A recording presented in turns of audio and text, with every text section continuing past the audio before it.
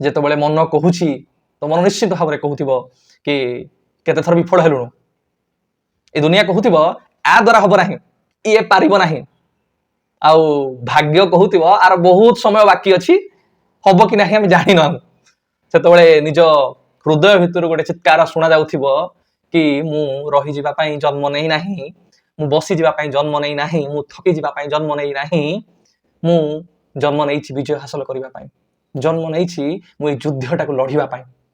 ହୁଏତ ବର୍ତ୍ତମାନ ସମୟରେ ତମମାନେ ନିଜ ଉପରେ ବହୁତ ସାରା ପ୍ରଶ୍ନ ପଚାରୁଥିବ, ବହୁତ ସାରା ପ୍ରଶ୍ନ ତମମାନଙ୍କ ମନରେ ଆସୁଥାଇପାରେ, କିନ୍ତୁ ମୁଁ ତମମାନଙ୍କୁ ଗୋଟିଏ କଥା କହି ରଖିବି ପିଲେ, ତୁମ ମାର ସେ ଆଖିର ପଲକରେ ଆସୁଥିବା ଲୁହ, ତୁମ ବାପାଙ୍କର କପାଳର ସେ ଝାଳ ବିନ୍ଦୁ, ସେମାନଙ୍କର ତ୍ୟାଗର ଋଣକୁ ତୁମକୁ ପରିଶୋଧ କରିବାର ଅଛି।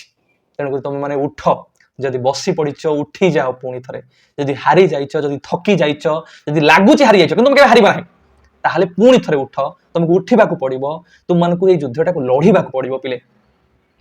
କାରଣ ତୁମକୁ ଚିତ୍କାର କରି କହିବାକୁ ପଡିବ। ତୁମେ ଯଦି ଭାବୁଛ କି ମୁଁ ବିଶ୍ୱାସଘାତକତା କରିବି କାହା ସହିତ, ମୋର କର୍ତ୍ତବ୍ୟ ସହିତ, ମୋର ଲକ୍ଷ୍ୟ ସହିତ, ତାହେଲେ ତମେ ଜୀବନର ସବୁଠୁ ବଡ ଭୁଲ କରୁଛ। କାରଣ ଜୀବନର ଶେଷ ନିଶ୍ୱାସ ପର୍ଯ୍ୟନ୍ତ ତୁମେ ତୁମ କର୍ତ୍ତବ୍ୟ ସହିତ କେବେ ହେଲେ ବିଶ୍ୱାସଘାତକତା କର ନାହିଁ। ସାର୍ କର୍ତ୍ତବ୍ୟ କଣ? ଆଜ ଏ ଷ୍ଟୁଡେଣ୍ଟ ମୁଁ ବର୍ତ୍ତମାନ ସମୟରେ କଣ କରିବି?